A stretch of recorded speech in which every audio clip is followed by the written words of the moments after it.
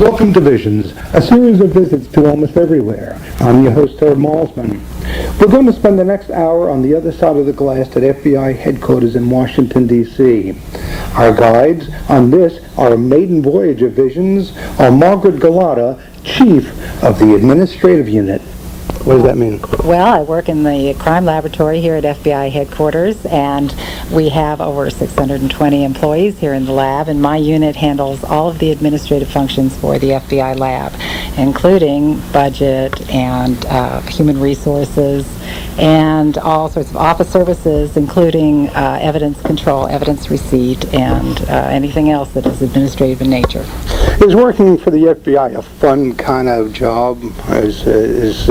It seems, as an outsider, as a non-FBI, I mean, watching the FBI story and the Ephraim Zim list and all that, it's all very exciting. But as often happens, what's very exciting is actually very tedious. Is that the way it is here at the FBI? Well, I've been in the FBI for almost 25 years now, and I've worked in a lot of different positions. I'm not an agent of the FBI. As a matter of fact, we only have about 10,000 agents in the FBI and about 12,000 support employees. Those of us in support functions have very interesting jobs as well. We're not out on the street with guns chasing down the criminals, but we provide the support for that kind of activity, and I've always found it to be a very interesting job. Okay, moving on now to Dean Fletcher. I'm a writer-editor, but we don't do hardly any writing or any editing in the office that we're in. I don't know if that's of any interest to you. I'm more of a public affairs specialist, liaison with producers such as yourself, lining up interviews like we're going to conduct today. Right. Okay, walk us through right now, before we actually walk through, what will we be doing today? Where are we going? Where are we going to be? Do we know? We're not sure. Or are we just going to start knocking on doors and seeing if we can get in? What are we going to try to accomplish today here?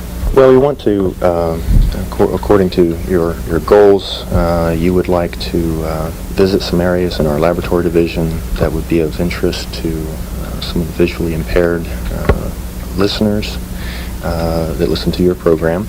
And we hope that we have enough sounds and enough people that would be interesting to listen to describe to them in a way, to describe to them what the FBI laboratory is all about in such a way that would be interesting to them.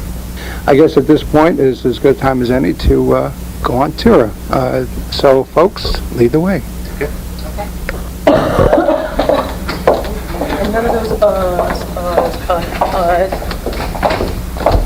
You know, I'm working on it. Too, so do I.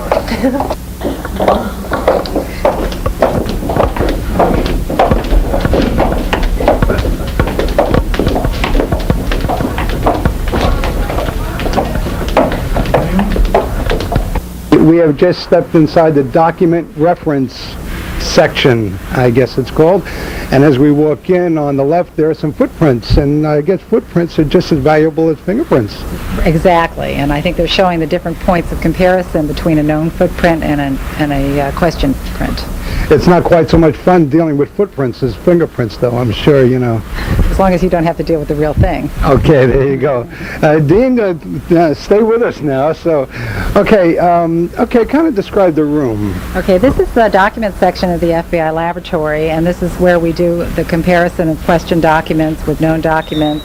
But we also look at shoe prints and tire treads, counterfeit documents, things like stock certificates, typewriter standards we have in here where we can classify typewriters. We have all of our reference collections are in here. We have the National Fraudulent Check File, we have the Check Standards File, we have the Check Writer Standards File, we have the Typewriter Standards File, the Bank Robbery Note File, the Anonymous Letter File. We keep all those files here. Many of them are now on computer. How many anonymous letters do you have, and how far back do you go? I have no idea.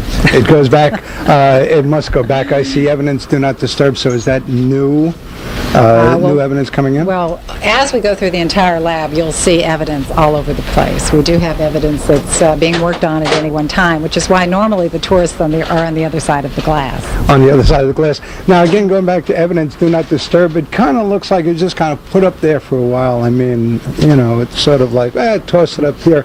It doesn't look to have any sort of rhyme or reason there. Is it something that should be held in more official esteem, or that's good? No, I'm sure it's there for a particular reason. They know exactly what it's doing there. We're not real casual with evidence around here. Okay. In the history of the FBI laboratory, we've never lost evidence. Never lost evidence. Never. Okay, do we move through here? Is there anything we should be seeing in here? Well, let me tell you a little bit about some of the reference files here. You can see the chart over there with the typewriter standards. They are able to classify different type styles, and that can help give them lead information on typewritten documents as to where they might find what style of type and what manufacturer of typewriter they should be looking for. Or is there one maybe a Smith Corona, one maybe an IBM, one maybe so on and so forth? We also have, in the document section, we have what we call our computer analysis response team, recognizing that a lot of people are using computers to store information now. Mm-hmm. And they can also identify, or they're able to retrieve information from computer disks, which have been used in white-collar crimes and drug cases and things like that. You have to keep right up with the Joneses, as it were. I mean, are they galloping ahead of you occasionally? Well, we're trying to keep ahead of the Joneses, actually. That's our whole purpose. Right. And how do you go about doing that? We have a research and training center at Quantico, Virginia, mm-hmm. and all of our examiners are into research in their fields. Right. So it's a constant training and a constant teaching. Yes. So, yes. Okay. So, and again, we're in the FBI laboratory document section. And I'm just looking at the slogan here, or the credo, I guess. Evidence cannot be presumed to be evident. It must be proven, and it must be documented and demonstrated and boxed, by the way. Boxed, that's right, and marked, clearly marked. Clearly marked. Okay, so I guess we're moving along. As we're getting ready to go, we're just looking on the other side of the window, or other side of the glass, and there are a bunch of, seems like very short, naval personnel. What's going on over there? They're the tourists on the other side looking in. We're behind the glass. This is a behind the class, a very special tour. And that is the tour route. It looks like some children visiting from a school. Should we wave? Do we know what school it is? No, I don't think we do. If we wave, well, is this a two-sided window? Or It's a two-sided window. We can see them and they can see us. Okay, very good. Okay, moving along. The sounds you hear, we are in the DNA laboratory. I'm keeping it down a little bit now because there are technicians at almost every station. This is where DNA, I guess, is filed. This is the first point where all of our DNA evidence comes. It's they determine whether or not it is a biological fluid in this room here, and if it is sent out to another part of the unit for further DNA testing. This is where they decide if this used to be our old serology lab, where we used to just do the blood typing, the ABO blood typing. The old days. Yeah, in the old days. But now, of course, the DNA is a far more discriminatory type of examination, and we don't do the ABO blood typing any longer. Right. Can we kind of move along and see somebody at work? Sure. Okay, the sounds, I guess, these are the refrigerators. I guess so we're hearing refrigerators. Biological fluids are considered perishable evidence. And they're kept here? And they're kept here in refrigerators. So that's why you see all these refrigerators here. Okay, and these, of course, are all locked. And what's inside these refrigerators are? Evidence, biological evidence, right, which is also considered hazardous, because we don't know if there are any diseases contained in any of the blood samples that we get. Okay. So we have to take extra precautions to ensure that we are protecting. We're protecting our employees as well. Right. Okay, let's kind of kibitz a little bit and find the technician hard at work and see if we can't create chaos. Okay. Well, this is Eileen, and she's hard at work. Maybe she can tell us a little bit about what she's doing. Okay, we'll kind of have Eileen explain as she works. Okay, well, what I'm trying to do now is scrape the blood off of this small piece of concrete. And prepare the sample for DNA analysis, which will probably be in the next week or two. And what sort of a case is this, do we know? This is a carjacking, and a police officer was shot and severely injured during the carjacking. And where did this occur? Puerto Rico. Puerto Rico, so it all kind of filters here. Okay, and how's it looking? Any surprises so far? No, not really. They've sent about 20 items of evidence, and what they're trying to do is place the suspects at the scene of the carjacking because they didn't have any witnesses, and then the carjackers were taken to a hospital and treated for gunshots because there was a lot of exchange of fire. And what I'm trying to do is find the suspect's blood at the scene and place him at the car that was carjacked and the police officer being injured. How many different types of blood do you think you'll find there? Hopefully this should only be one because there was only one person that was actually bleeding up against the wall where the samples were taken. So we're only hoping for one. Right. Okay, good luck, and I guess I'm looking at a photograph of it now. Right, this is what it looked like before I took all of the blood sample off. And it's probably about an inch in length, inch and a half in length, Yeah, maybe. an inch and a half, about a half inch thick. About an inch and a half inch thick. Right. Eileen, Yes. I thank you very much. Thank you. Have a good day. Thank you. Thank you. Okay, we're walking along, and there are probably 20 or 25 positions here, and we're just coming out, and I think the refrigeration is what we hear going, and we're moving along now. Okay, we're coming up right here on our language services, or this is only actually part of our language services unit, which is also in the document section of the laboratory division, and they're responsible here for managing the field-wide language program in the FBI. This is a unit that has about 16 translators in it who are all multilingual, who handle a lot of translations, but we also have translators all over the FBI, and this unit also handles program and manages the standards for those translators all over the FBI. Must be great parties in this room, all the different languages. We've had some very interesting luncheons here, international type luncheons. Okay, let's kind of go in, and will we hear languages spoken? I guess not. It's pretty quiet. Okay, there are about 25, what would these be called? Not pigeonholes. These are just desks. Desks, okay. Okay, and now here's something very interesting for all cat lovers, and my daughter, by the way, Kimberly, is with me today, and she is sharing the moment here at FBI headquarters. We're at the Feline Bureau of Investigation, and it just occurs to me it's a joke, but what is that all about? Well, this is Renata here, and she is one of our star Italian translators, and she also speaks French and English, and she's also a cat lover. You're a cat lover. Oh, look at all the cats here. Okay, would you say I'm a cat lover? Say something in Italian. Amo moltissimo tutti gli animali, ma specialmente i gatti. And what does that mean? I love very much all animals, but especially cats. Okay, there you go. There's a little Italian and cats, and there's some great tigers over there. That was great. Thank you very much. You're welcome. Okay, a little international flavor on Visions today. Thank you very much. Thank you. Okay, we're moving past, and they do have coffee here, by the way, at the FBI. And they use, and let me just, Folgers. Okay, good stuff. Okay, Folgers coffee. No bugs. No bugs. Okay, we're coming into another laboratory.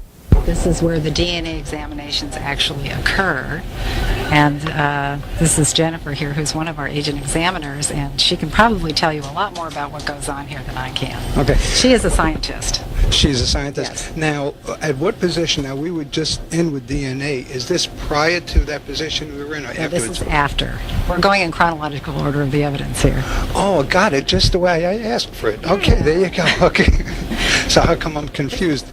This is Dr. Lindsay here. She's one of our agent examiners. She was an agent in the field before she came back to headquarters to become an examiner in the lab. And so she's got both that field experience and also lab experience. Maybe she can tell you a little bit about what we're doing here. And she looks like she's getting ready to go on mic right now. You know, she's, okay. So Dr. Jennifer? Lindsay. Dr. Jennifer Lindsay, let's chat. Okay. What would you like to know? However you want. You're the guide.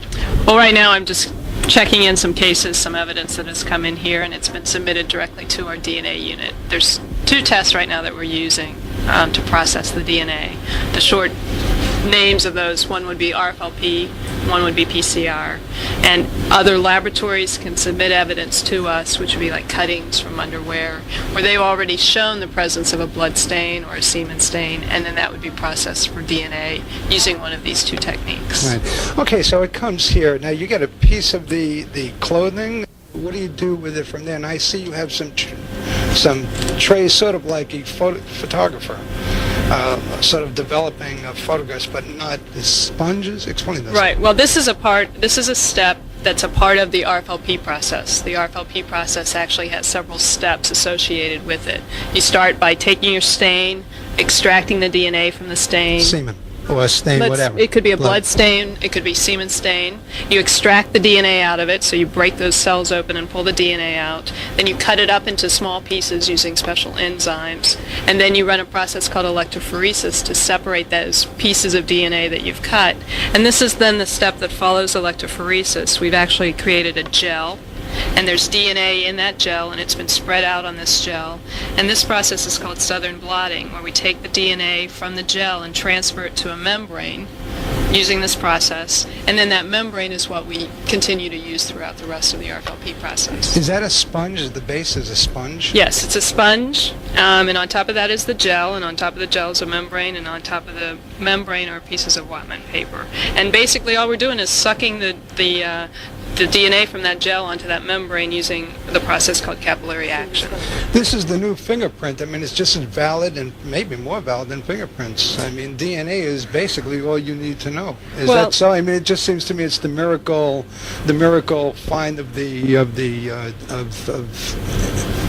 greatest find in history, the DNA. Well, I think DNA, what is good about it is it's available to us in our evidence. Unlike fingerprints, which you often may not get at a crime scene, DNA in the cases of rapes or homicide is often a piece of evidence that's left behind, especially in a rape. So that's what's been so good about DNA. We have those semen stains. We can now characterize them using DNA.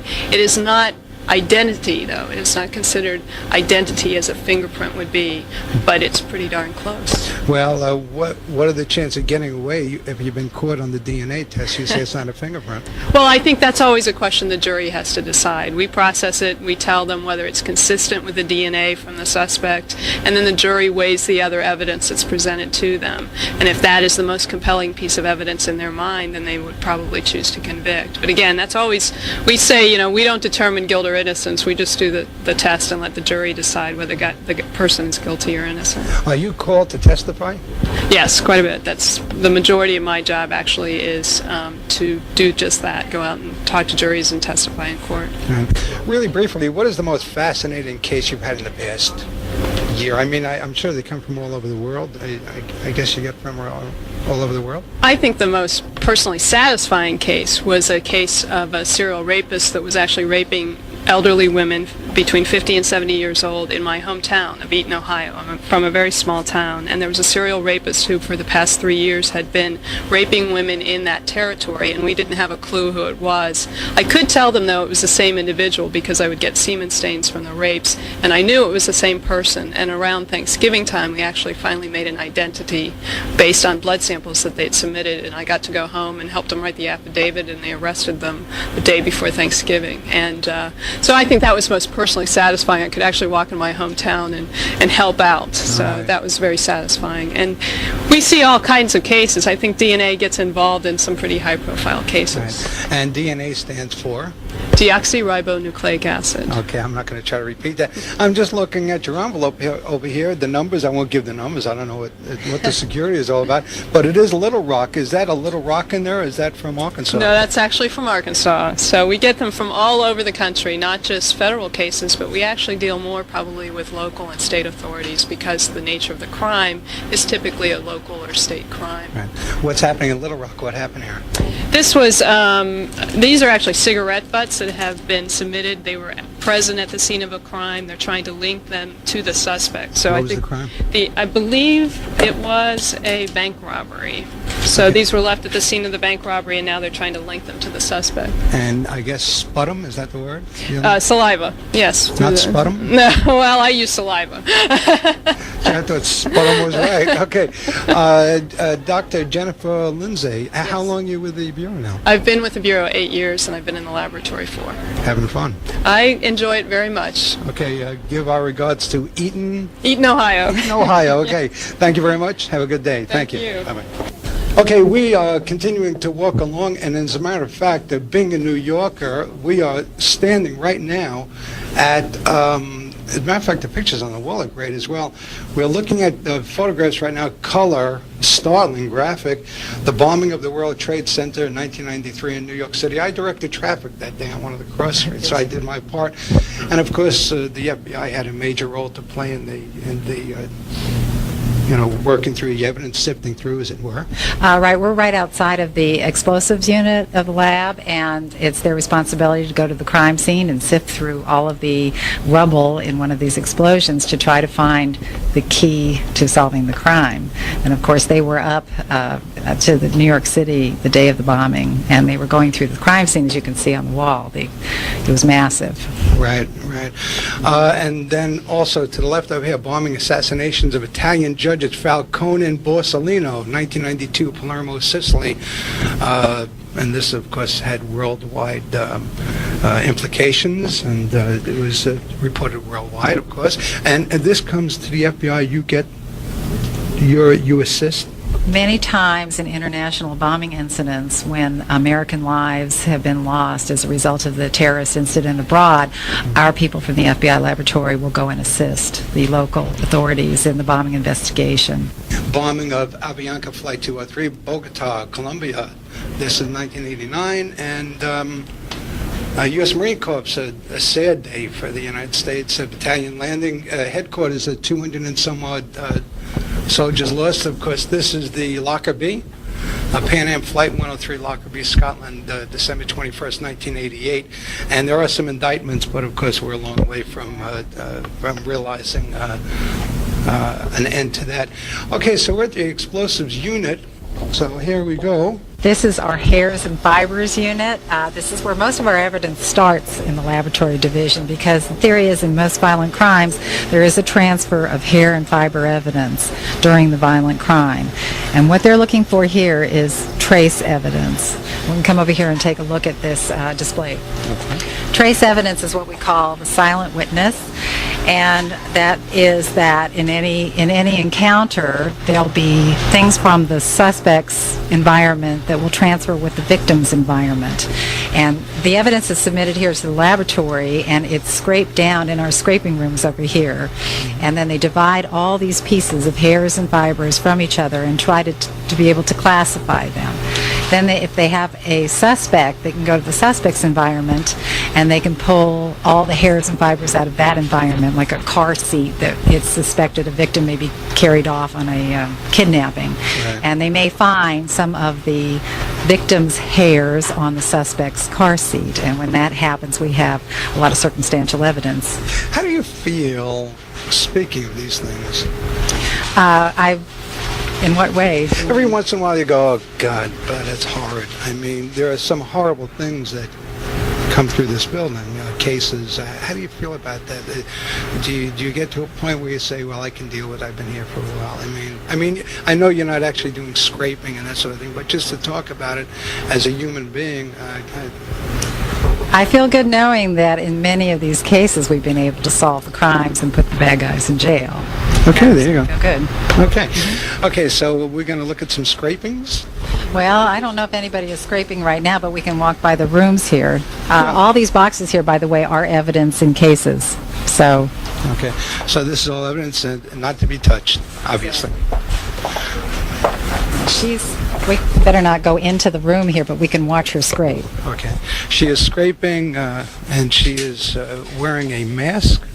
Right, well, we always are concerned about biohazards here, and we never know what we're scraping off, and so our employees have to wear protective clothing. You can see she's wearing gloves and a mask, and she's got a lab coat on as well. Okay. Do we know what this case is? I guess we can't go in there. Well, we can't go in there, so we don't really know, but we can probably assume that it was a violent crime of sorts, if they're looking for evidence of hairs and fibers, trace evidence. Okay. She's kind of busy. She's wearing a headset. Is that music, or is she... She's probably listening to music. She can scrape to the beat. Scrape to the beat. Maybe we can hear some of the scraping anyway. We're kind of... You have to stay outside the room for your own protection. Okay, I don't know if you folks can hear it, but she's scraping with a... What is that item? It's like a spatula, actually, and she's scraping all of the hairs and fibers. It looks like a shawl onto a piece of brown paper. And when she finishes with that, she'll gather up all the hairs and fibers, and then she'll put a new piece of brown paper down there for the next item she scrapes.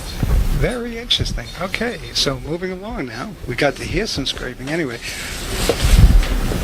There are boxes piled up. I see Portland, a box from Portland. Okay. From New Jersey. From New Jersey. Okay, we have a couple of boxes here from New Jersey. We have a box from Portland, a couple of boxes from Portland. Here we have there's a piece of brown paper over some bags that are sealed. Possible AIDS, do not disturb. Now, at what point will you know whether that's AIDS or not, and where does it happen in here? If they do testing on the blood, they would know whether or not there was AIDS in the blood. Okay, a lot of refrigerators. You must have a heck of a refrigeration bill here.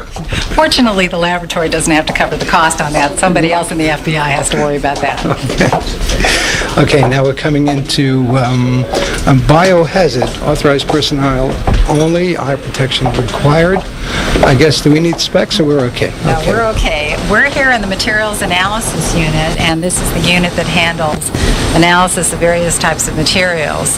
We have the National Automotive Paint File here. When someone is in a hit-and-run accident, the paint will usually come off of the car, and we can determine the make of the paint and the types of cars that it may have been on, or whether or not the car had been repainted through the layers of paint that are on the chip. We have a lot of machinery in this part of the laboratory division, and to tell you the truth, I don't even think I can pronounce the names of the different types of equipment in here. Okay, but the sound is great, very interesting in here. This is... what am I listening to? you're probably listening to all the compressors on all these pieces of equipment. That's not blood here, no. That's, what are we looking at here? Well, I don't know. Maybe he can tell you what we're looking at. Oh, and just as we're speaking, we are with... the F.B.I. laboratory. And your name is? Steve Burmeister. And your title? Special agent. Okay. What are we doing here, and what are we looking at? We're looking at a cluttered hood.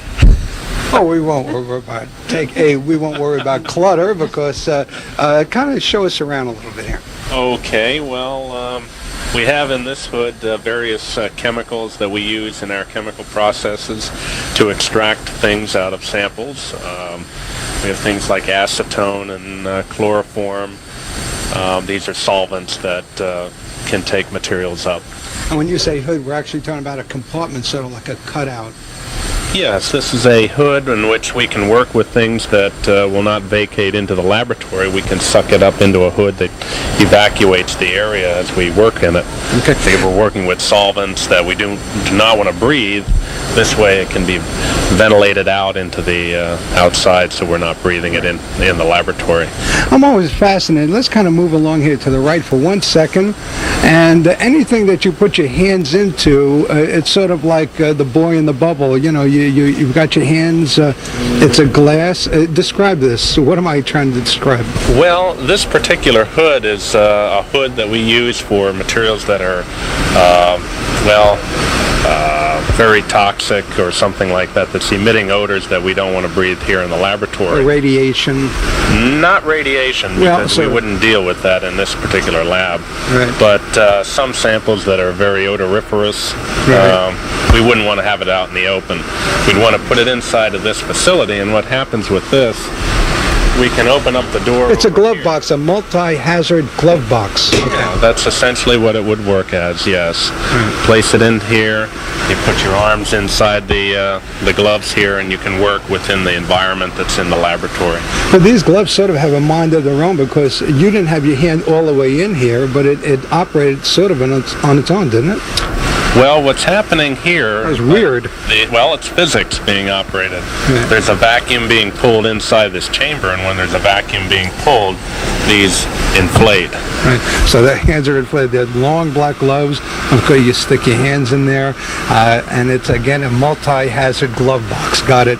But when you turn that thing on, I said, "My goodness, these things are alive." You would like to visit some areas in our laboratory division that would be of interest to some of the visually impaired listeners that listen to your program, and we hope that we have enough sounds and enough people that would be interesting to listen to describe to them in a way to describe to them what the FBI laboratory is all about in such a way that would be interesting to them. I guess at this point is as good a time as any to go on tour. So, folks, lead the way. None of those You know, I'm working on it. too, so do I.